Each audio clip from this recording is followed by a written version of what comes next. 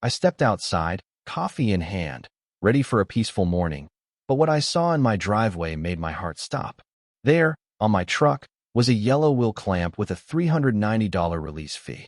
And across the street, Karen, the HOA president, was watching, smiling like she'd just won a battle. What she didn't know was, this wasn't just a fine, it was a declaration of war. Welcome back to Confessions of HOA. If you're new here, make sure to like and subscribe. Ever had one of those mornings where everything goes wrong? I thought today would be just like any other, until I saw her standing in my driveway, key in hand, trying to break into my car. It was 8:16 a.m. The sun was barely over the horizon, casting a soft golden hue across my front porch. I stepped outside, coffee still steaming in my hand, ready for what I thought would be a peaceful morning.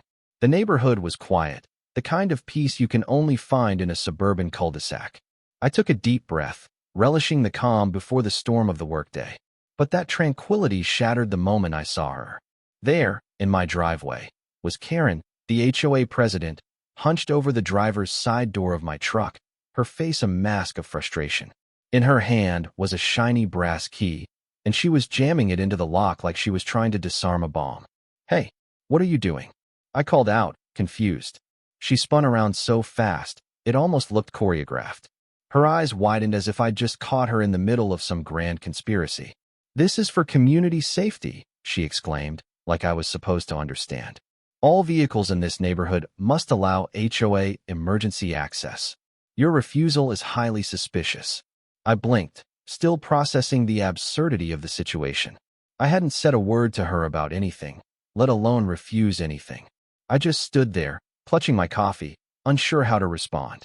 She went back to twisting the key, completely ignoring me as if I was the problem. When the key didn't work, she gasped dramatically and whipped out her phone. Without even looking at me, she dialed 911. "Hello?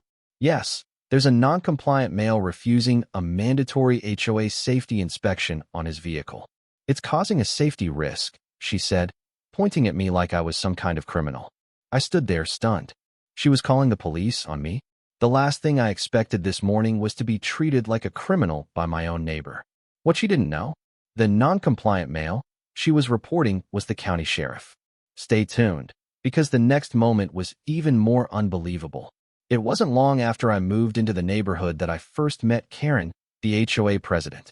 I had just finished unpacking the last box when I saw her, clipboard in hand, marching up my driveway like she was on a mission.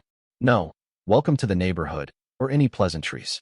Just a cold, calculated approach. "Hello," she said without a smile, looking at me with an intensity that felt more like an interrogation. "I see you have a law enforcement vehicle here." She nodded toward my patrol cruiser, which was parked legally in front of my house. I had barely settled in, and already, she was making demands. "I'll need you to park that somewhere else," she said, her voice carrying the weight of an unspoken authority. I blinked, unsure if she was serious. "It's legally registered, legally parked, and legally allowed to be here," I said, trying to explain that there were no issues with my vehicle's placement. But Karen wasn't listening. "Law enforcement vehicles cause unnecessary alarm in the neighborhood. I'll need you to move it." She didn't even look at me when she said it, jotting something down on her clipboard as if I was already guilty. The absurdity of it hit me right then. I was a sheriff, and here I was, being asked to move my vehicle for no reason other than her personal discomfort. But I didn't push it. I had more important things to focus on. At least, I thought I did. Then came the fines. They started trickling in just days later. First, it was a note slapped onto my patrol cruiser. "Unauthorized government imagery visible from public view. $45. I stared at it, wondering if I was being pranked. The government imagery? The sheriff's badge on the side of my truck. I laughed it off at first. But soon, more fines followed. One fine for loud tire tracks in my driveway after a rainstorm. Another for a shiny vehicle causing visual disturbance. It felt like she was just making up reasons to target me. I was beginning to see a pattern. Karen wasn't just some neighborhood busybody. She was starting to feel like a power-hungry tyrant with a clipboard and a grudge. I thought she was just a harmless nuisance, until I found a letter under my windshield that changed everything. It wasn't long before Karen decided she needed access to more than just my parking habits. One afternoon, she showed up unannounced, standing at my door with that damn clipboard in hand. "I need a spare key to your vehicle for emergency purposes," she said, her voice all business, no warmth. "It's a new policy we're implementing for all vehicles in the neighborhood. Just in case there's an emergency, you understand." I stood there for a moment, processing what she was asking. A spare key? To my car? For emergency purposes? "No," I said firmly, sensing something was off. "I'm not handing over my car keys. That's not happening." Her eyes narrowed just a fraction, and I could see the gears turning in her head, looking for a way to maneuver. "Well, we'll revisit this later," she replied, her smile tight and forced. "I'll make sure to follow up." I knew exactly what that meant. This wasn't going away anytime soon. But I wasn't about to let her cross that line. Something told me this wasn't just about the keys. She had been eyeing my truck for months, finding every possible reason to issue fines or create violations. Now, it was clear she was making a move to control more than just my parking space. As she walked away, her posture stiff with the bitter taste of refusal, I realized I needed to start keeping track of all this. The fines, the uninvited visits, the bizarre demands. They weren't just nuisances anymore. I started taking photos of the letters she left behind, writing down every interaction, and saving her emails. I wasn't sure where this would go, but one thing was certain. Karen wasn't going to stop until she got what she wanted. And when I thought it was over, she set her sights on something much bigger, something that would make the entire neighborhood take notice. A few days after Karen's little key incident, things took a turn for the worse. I stepped outside to grab the mail and found my driveway covered in bright, glittery flyers. Each one was impossible to miss, not just because of the glaring colors, but because they were decorated with sparkly stars and bold, capitalized letters. "Urgent community action required. Stop the non-compliant vehicle." I stared at the flyer, blinking in disbelief. It was accusing my truck of being a community risk and insisting that every vehicle in the neighborhood must submit to a mandatory HOA access key for emergency purposes. Below the bold heading, there was a long list of charges I didn't even understand. Apparently, my vehicle was a safety hazard, an unnecessary disturbance, and, my personal favorite, a potential community liability. I turned the flyer over, hoping it was some sick joke, but no, it was signed by Karen, stamped with her self-appointed title, Community Safety Coordinator. As I was processing this absurdity, I saw Mark, my neighbor, walking down the street with one of the flyers in his hand, rubbing his temples. "Is this about you?" he asked, clearly drained. I nodded, half expecting him to roll his eyes. "She fined me last week for having a visually aggressive car. Apparently, my red SUV is just too much for the neighborhood." He chuckled, but there was no humor in his voice. I had to take a moment. Not only was Karen coming after me, but now she was targeting the entire neighborhood. Mark, the guy with the red car, wasn't the only one. Word spread quickly, and soon, other neighbors were sharing stories of their own ridiculous fines. One for unauthorized tire reflectiveness, another for excessive door shine. It was clear Karen was out of control, but she wasn't just annoying me anymore. She was trying to control everyone's lives. It wasn't just my truck anymore. She was digging her claws into the whole neighborhood. And as much as I wanted to ignore it, I knew it was time to take action. I started documenting everything, every flyer, every fine, every absurd email. I didn't know how this would end, but I wasn't about to let her win. The more I documented, the more I realized this wasn't a neighborhood issue anymore. This was a battle I was prepared to fight.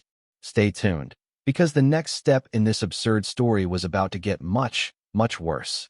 A few days after the glittery flyers appeared, Karen called a community meeting. Of course, she had to make it sound like a mandatory event, something the neighborhood just couldn't afford to miss. By this point, I wasn't shocked by anything she was doing anymore. I was just curious how far she'd go to escalate things. So, I showed up, hoping to see how ridiculous it could get. I wasn't disappointed. The room was filled with residents, all shifting uncomfortably in their chairs, trying to avoid eye contact. Karen stood at the front, beaming like she had just won an award, holding a stack of papers. Her clipboard was there, of course, like a crown she couldn't bear to be without. As the meeting began, she wasted no time diving into her presentation. "Thank you for attending," she said, her voice dripping with an almost theatrical sincerity. Today, we address a matter of great concern, vehicle safety. She emphasized the last part with a wave of her hand, as if we were all on the edge of our seats, hanging on her every word. She clicked a button, and up on the projector screen flashed a pie chart. Yes, a pie chart.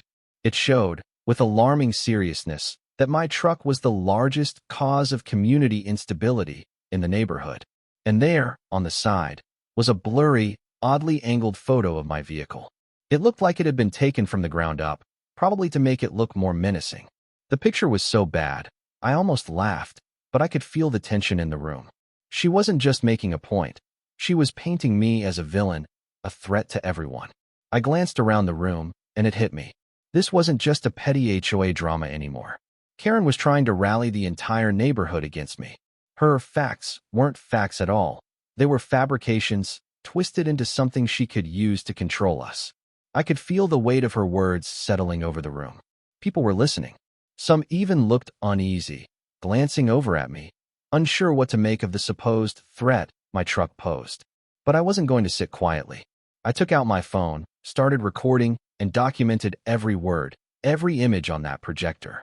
If she wanted to make me the target, I was going to make sure the world knew exactly how far she'd gone. That meeting was just the beginning. What happened next will leave you speechless. I woke up that morning with the usual optimism, thinking maybe, just maybe, Karen had decided to let things slide. I stepped outside, coffee in hand, ready for a peaceful start to the day. But that thought was gone the second I saw the neon orange flags. There were 26 of them, all lined up along my driveway in two neat rows, like some twisted parade route. Each flag bore the same message in bold black letters: claim pending vehicle access. It looked like something out of a government operation, official, serious, almost like a warning tape you'd see at a crime scene. But there I was, standing in my driveway, staring at these flags like I was part of some ridiculous HOA drama. I couldn't help but feel a chill run through me. This wasn't just about parking anymore. Karen wasn't content with sending me fines or trying to get me to hand over my car keys. Now, she was actively marking my property, essentially setting the stage to block my driveway. I had seen this kind of escalation before, but I had never imagined it would come to this. I walked up to the flags, inspecting each one closely. The neatness of the rows was almost eerie, as if she had planned this for days. She wasn't just getting under my skin anymore. She was making her move, laying out her plan for controlling my access to my own property. I stood there for a while, just staring at the flags, trying to process the absurdity of it all. But then the realization hit me. This wasn't a petty HOA spat. Karen was crossing a line now, one that could potentially turn into something much more serious. She wasn't just trying to annoy me. She was trying to take control of my life, my property, everything that had once been mine. I knew what I had to do. I started documenting everything, taking pictures of the flags, recording the spacing, the precise positioning. I wasn't sure how far this was going to go, but I could feel it in my bones. Karen wasn't playing games anymore. She had just escalated this to a level that would require more than just complaints or fines. At this point, I realized she was beyond petty. This was something much darker, something that would eventually require legal action. The days following the neon flags were nothing short of exhausting. Karen wasn't letting up. Each day, I found new fines and notices tucked under my windshield, like little grenades designed to keep me on edge. The most ridiculous one yet arrived a few days after the flags. It read, "Unauthorized law enforcement symbols, $75. The offense, the sheriff's badge on the door of my truck." I could feel my blood pressure rising as I read the absurdity. She was fining me for having a symbol of my profession on my own legally registered vehicle. The fine made no sense, and I realized something important. Karen wasn't just targeting me anymore. She was targeting anything that represented authority, anything she deemed disruptive to her perfect neighborhood. But it wasn't just my truck. No, she had expanded her reach. My neighbor Mike was next, receiving a fine for his excessive garage door height. Another neighbor, Lisa, got one for unapproved garden gnomes. Yes, gnomes. It became clear. Karen was not satisfied until she had some kind of control over every inch of this neighborhood. At that moment, I realized it wasn't just about my truck anymore. It was about more than just me. It was about the whole neighborhood. The residents were scared. Some of them were too intimidated to even speak out against her. afraid they'd be the next targets. I knew I couldn't let this go on. I wasn't just standing up for myself anymore. I was standing up for everyone who had been pushed around by her. I decided it was time to take action. I contacted a lawyer, explaining everything. The fines, the harassment, the bizarre demands. He was astounded at the extent of it, and after hearing my story, he agreed to take on the case. I started preparing myself for a legal battle. But just when I thought I had all my ducks in a row, she pulled a move so bold, it almost cost me everything. I woke up that morning with a sense of dread, like something was off. I didn't know why, but I could feel it. When I stepped outside to get the paper, it hit me like a punch to the gut. There, sitting in my driveway, was my truck, clamped. A giant yellow wheel boot was locked onto the front tire, and right next to it, hanging from the clamp, was a laminated tag. Release fee, $350 plus processing fee $25 plus administrative fee $15. Total due, $390. I blinked, staring at the boot like it was some alien artifact. My truck wasn't blocking anyone. It wasn't parked illegally. It was just sitting there, minding its own business. I felt my heart rate increase as I realized what was happening. Karen had crossed a line. This wasn't just about petty fines or ridiculous claims anymore. This was her trying to control me, my property, everything that was mine. I could feel the rage bubbling up inside me, but I forced myself to stay calm. I walked closer, inspecting the clamp, trying to make sense of it. Then, I saw her, Karen, standing across the street, watching me like a hawk. She didn't even flinch as I approached my truck. "This is for community safety," she said with a smug smile, almost too pleased with herself. "Your vehicle is in violation of HOA rules. We can't allow dangerous vehicles like this to threaten the neighborhood." Dangerous? My truck was the sheriff's vehicle. It wasn't a threat. It was a symbol of protection. I looked her in the eye and shook my head. "This is illegal. You can't do this." Karen raised an eyebrow, unfazed. "I can, and I did. You'll pay the fee to have it removed." I wasn't about to let her get away with this. I pulled out my phone and dialed law enforcement, keeping my voice steady as I explained what had happened. A deputy arrived within minutes, and after a tense exchange with Karen, he made it clear. Karen didn't have the legal right to clamp my truck. She was ordered to remove it, which she did begrudgingly, throwing a glare my way as she yanked the boot off. As I watched her stomp off, I realized something important. It wasn't just about the truck anymore. This was personal. And the next time she crossed the line, I'd be ready. After the clamp incident, I knew it was time to take serious action. I began documenting everything, every fine, every flyer, every email from Karen. I photographed the illegal clamp, the ridiculous notices she had issued, and I even started recording our interactions. My phone was filled with evidence, ready to be used when the time came to confront her head-on. But as I collected the evidence, something surprising happened. My neighbors started reaching out. Mark, Mike, and Lisa, people I'd barely spoken to before, began sending me their own stories of fines and harassment from Karen. One neighbor, Jill, even showed me a letter she had received demanding a community safety fee for her garden gnomes. They were all being targeted by Karen's overreach, just like I had been. The support from my neighbors was overwhelming. They were done being intimidated, and they were ready to stand with me. I wasn't fighting this battle alone anymore. I knew it was time to bring this to the HOA board. With all my evidence in hand, photographs, fines, and a detailed timeline of Karen's actions, I walked into the next board meeting, prepared for whatever Karen would throw my way. As I entered the room, I could already feel the tension in the air. Karen sat at the front, her clipboard still a permanent fixture, but she wasn't smiling like she usually did. The room was packed. Some residents were avoiding eye contact, others whispered among themselves. Karen gave me a cold stare as I took my seat, but I wasn't intimidated anymore. When my turn came, I stood up, calm but firm, and began to present my evidence. The photo of the clamp hit the projector screen first, followed by the many fines, the flyers, the letters, all showing how Karen had misused her position to harass me and others. The board members, who had been mostly silent up until that point, exchanged glances. Some looked uncomfortable. Others seemed to nod in agreement. I wasn't just speaking for myself anymore. I was speaking for the whole neighborhood. The vote came quickly, all in favor of removing Karen Allen as HOA president.